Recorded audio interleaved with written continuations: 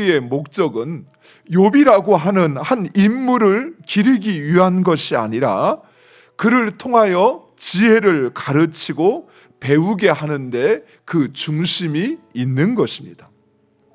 더욱이 욥기는 일반적인 상황이 아니라 특수한 상황을 다루고 있습니다.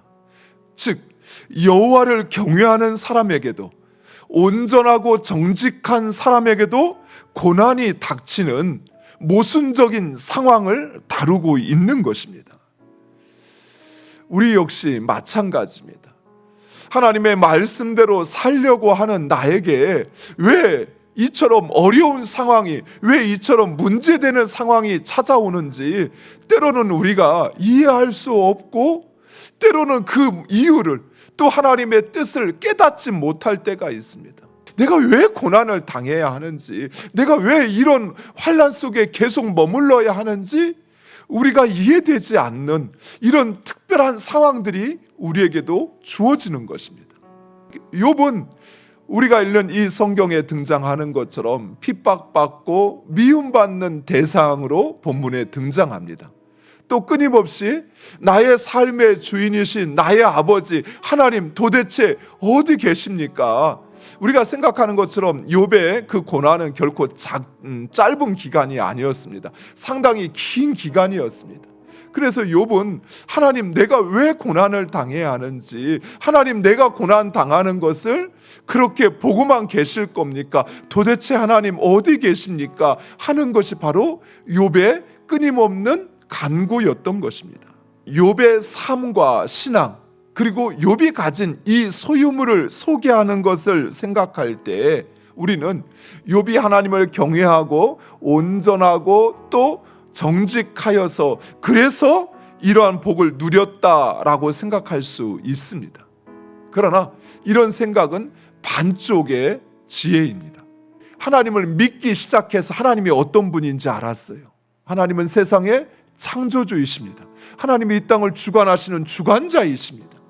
그리고 하나님은 끊임없이 우리와 언제나 함께 하시며 우리를 지키시고 인도하시는 분이십니다. 이 땅에서만이 아니라 영원한 하나님의 나라에까지 인도하시는 분이셔요. 그래서 우리는 그 하나님을 마땅히 경외하는 것입니다. 하나님이 이렇게 하시니까, 이렇게 나를 축복해 주시니까 그래서 축복받기 위하여 경외하는 것이 아니라 하나님은 마땅히 나의 예배와 영광을 받으시기에 합당하신 분이신 것이, 그래서 우리는 그 하나님을 예배해야 한다라는 것입니다.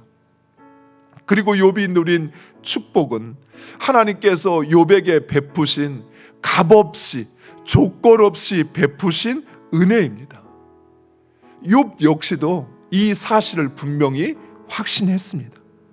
그래서 욥은 그 모든 부를 잃었을 때에도 하나님을 원망하지 않았어요.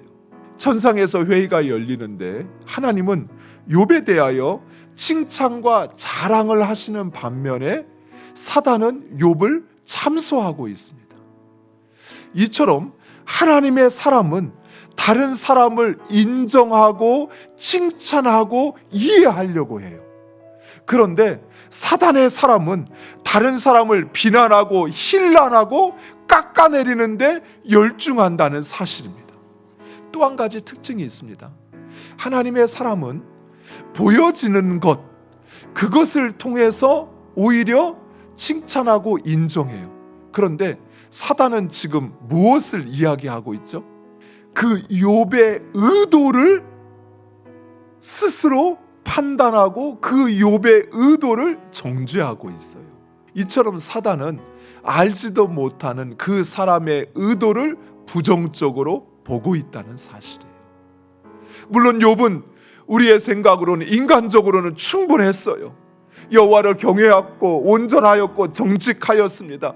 또 그 자녀들을 잘 양육해서 그래서 자녀들도 서로 화합하며 또 그들을 위하여 예배할 수 있는, 제사할 수 있는 그런 사람이었습니다. 그러나 하나님은 그런 욥을 하나님의 온전한 사람으로 더 세우기를 원하고 또 그에게 하나님 그를 통하여 일하시기를 원하셨던 것입니다.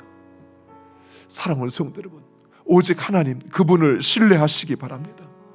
우리를 향한 하나님의 뜻과 계획은 선하셔요.